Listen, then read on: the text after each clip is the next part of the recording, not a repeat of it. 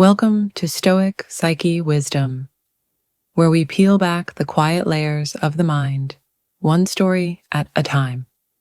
Tonight's tale isn't simply about what happened between two people.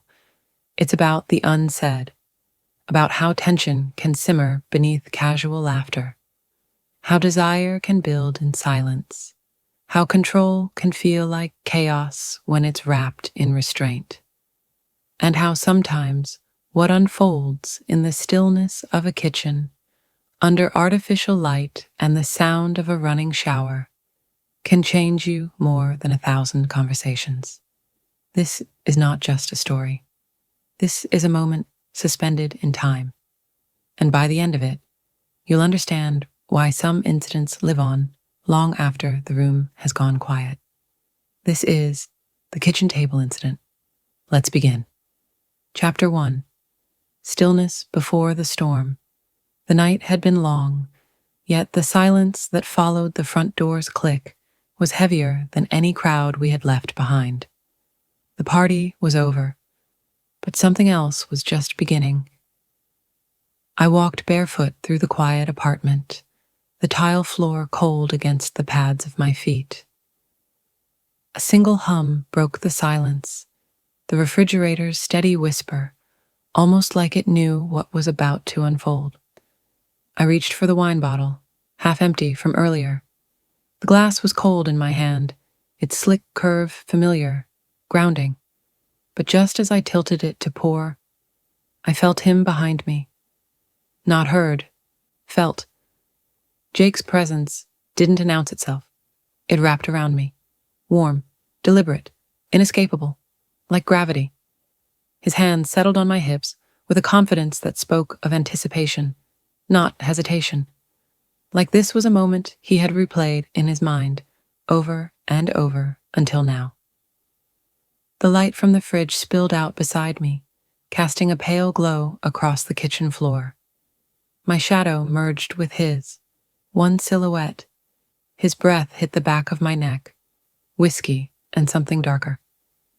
Sweet, but laced with tension. The kind of breath that makes your shoulders stiffen, not because you're scared, but because every nerve has suddenly remembered how to feel. I didn't turn around. I didn't need to. I knew it was him. And worse, I had been waiting, too. Chapter 2. The language of hands. There's a language that hands speak. Jake's thumb slid beneath the hem of my dress, tracing the bare skin just above my knee in small, maddening circles. Not rushed, not impatient. It was the restraint that drove me mad. His touch was measured, almost clinical, as though he were studying the effect it had on me. I could feel his heartbeat through his shirt, fast, but steady, not frantic. No, Jake didn't stumble into moments like this. He crafted them. I turned slightly, just enough to press my lower back into the counter. It bit into me, cool and sharp. His hands moved to either side of me, anchoring themselves on the countertop without touching me further. But somehow that was worse. Because now, there was no escape. He was caging me in, creating a prison of intention, and he hadn't even laid a finger on me again. My breath quickened. My mind screamed to stay still, to play it cool. But my body had other plans. His gaze dropped to my mouth, mine to his. The tension in the air was a rope pulled tight, begging to snap. And just then, like a cruel joke, the sound of rushing water echoed from down the hall. The shower, our roommate, still home, still close enough to hear everything if we weren't careful. Jake didn't flinch. Chapter 3. The spark that doesn't burn. Yet he smiled. That smug, wicked grin that told me he'd calculated every step of this moment. His lips brushed the corner of my mouth. Not a kiss. A promise. The kind that lingers even when nothing has happened yet. The wine bottle slipped from my fingers. It rolled across the tile, thudding lightly as it came to rest near the fridge. Forgotten. His hands returned to me, this time not tentative. One gripped my waist, the other slid beneath the delicate fabric of my dress. Calloused palms skimmed my ribs with maddening slowness. His fingers weren't just touching me, they were memorizing me. I arched into him, breath catching. Still, he didn't hurry. That was Jake's cruelty, his discipline. Every moment was a decision, every pause was deliberate, and I was unraveling under the weight of everything he wasn't doing. Chapter 4. Between Silence and Discovery. He nudged me backward until the edge of the kitchen table pressed into my thighs. I felt its shape, its sturdiness, its coldness. But mostly I felt how exposed I was becoming. Not just in skin, but in desire. He lowered himself slightly, bringing his knee between mine. The rough denim of his jeans dragged across the softness of my inner thigh. It was maddening. The friction of barriers, the restraint of distance. I reached for him. Instinct, not thought. But Jake caught my wrist midair, pressing it gently against the table behind me. Not forceful, not rough, commanding. Like he was reminding me. This was still his moment. His other hand found the strap of my dress and began its descent. Not yanked, not stripped, just slid, slowly, millimeter by excruciating millimeter. His breath warmed the hollow of my collarbone, and then his teeth, just barely grazing my shoulder. I gasped. The running water masked the sound. Barely. Chapter 5. The Art of Stillness. We froze. Somewhere outside the kitchen, a door creaked. Footsteps padded toward us. Jake didn't move. His thumb pressed softly against my lower lip, a silent command. Be still. Be quiet. Be mine. His other hand didn't retreat. In fact, it lingered, just beneath the lace, now damp with anticipation. My heart pounded so hard I was sure the rhythm was audible. Jake's eyes met mine, unchanged, focused. We were inches from disaster, and he looked like he was studying poetry. A cabinet opened. A glass clinked. The faucet turned on. Water rushed out, loud enough to drown my shaky inhale. I bit my lip, resisting the urge to cry out. Not from pain, not from fear, but from the unbearable tension of not giving in. His fingers kept their slow rhythm. They knew how close I was to breaking. He liked it that way. Chapter 6. The Universe Shrinks to Skin and Breath. When the footsteps finally retreated and the bedroom door clicked shut, something inside him changed. It was like a switch flipped. The man who had touched me like I was porcelain was suddenly not that man. His restraint dissolved like sugar in fire. He lifted me, effortlessly, and placed me on the kitchen table. The wood groaned beneath the shift. A fork clattered to the ground, and still, neither of us spoke. We were too far gone for words. His hands moved with purpose now. No more teasing, no more patience. His thumbs hooked beneath the lace at my hips. My dress was somewhere around my waist, ruined. My mind a fog of want and weightlessness. He leaned in. Moonlight cut across his shoulder. Every muscle in his body tensed. Not from control, but from release. Chapter 7. The Edge of the Cliff. Jake's mouth trailed across my neck, his breath a scorching contrast to the cool air. His fingers toyed with the edge of what little still separated us. I bit down on my lip to keep from crying out. Even the smallest sound felt like betrayal. But the ache inside me was building, hot, slow, torturous. When he fumbled with his belt, the sound of leather sliding through loops was deafening.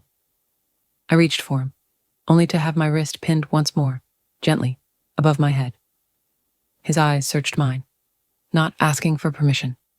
Confirming it, I nodded. Barely, that was all he needed, barely. That was Chapter 8. No going back. There was no hesitation in him now.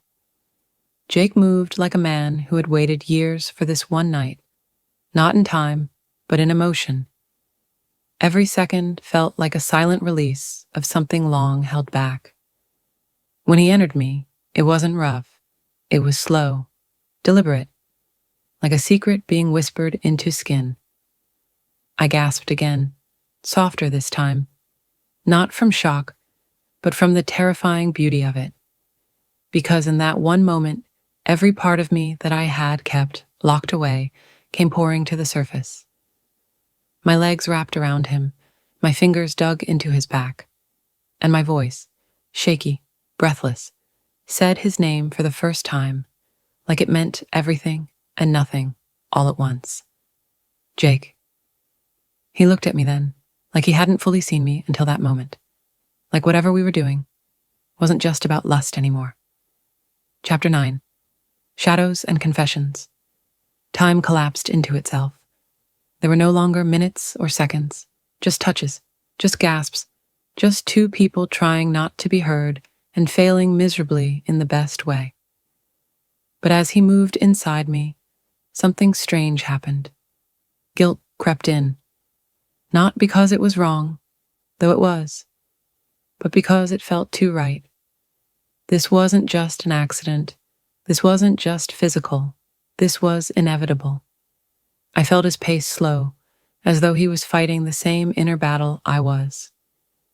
He buried his face in my neck, and for the first time that night, his voice, low and broken, escaped into the air. I've wanted this for so long. I closed my eyes. I had to, and now we had it. But something about finally tasting what we both desired felt like swallowing fire. Chapter 10. The Quiet. Afterward, the silence returned. But it wasn't the same silence that started this. This one was heavier, saturated, like the air couldn't quite carry the weight of what we'd done. Jake pulled me close, not with urgency, not with shame, but with a quiet that said, this meant something, and I didn't know if that made it better or worse. I slid off the table slowly, the cool floor grounding me once again. My dress clung to my hips, wrinkled, ruined.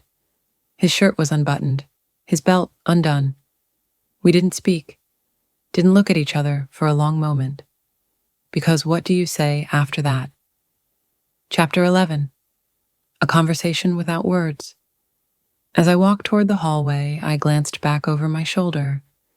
Jake was still at the table, shirt half on, rubbing his face with one hand like he was trying to erase what just happened. He looked up, and in that single look, I saw everything. The fire, the regret, the craving, the fear, and underneath it all, the knowledge that something between us had broken open. We weren't strangers anymore. We weren't friends. We weren't even lovers. We were something undefined, unfixable, unforgettable. Chapter 12. When you can't undo it. The next morning, the kitchen looked the same. Clean, ordered, silent. But I wasn't. Neither was he. We avoided each other for hours, pretending like the events of the night before were some strange dream that neither of us had truly experienced. But every time we made eye contact, even briefly, it was like a jolt, like touching something that had once burned you. Neither of us dared speak of it, because if we named it, it would become real. And reality was far more dangerous than anything that had happened in the shadows. Chapter 13. Why it still haunts me. Years have passed. New lovers, new homes, new lives. But every now and then, usually when I'm alone in a quiet kitchen, barefoot on cold tile, I remember that night. Not because of the heat, or the risk, or the tension, but because it taught me something terrifying. Sometimes what changes you forever isn't what's loud. It's what's quiet. It's the glance, the held breath, the moment before the kiss, the decision not to stop. That's what stays. And that's why I'll never forget the kitchen table incident. Outro, what this story really means for you. This wasn't a story about lust. This was a story about stillness, about that razor-thin edge between control and surrender, about how sometimes it's not the chaos that ruins us, but the silence we choose to break. If you've ever been in a moment like this, or worse, walked away from one and lived with it quietly for years, you already know. Some temptations don't ruin your life. They just echo in it. Forever. Final word from STOIC PSYCHE Wisdom. If this story stirred something in you, that's okay. That means you're human. But let it teach you this. Desire without discipline becomes destruction. And even if no one ever finds out, you will always know. Thank you for walking with me through this moment. Subscribe to STOIC PSYCHE Wisdom for more stories like this, where the deepest truths hide in the quietest places. Until next time, stay aware, stay grounded, and never underestimate the power of a moment.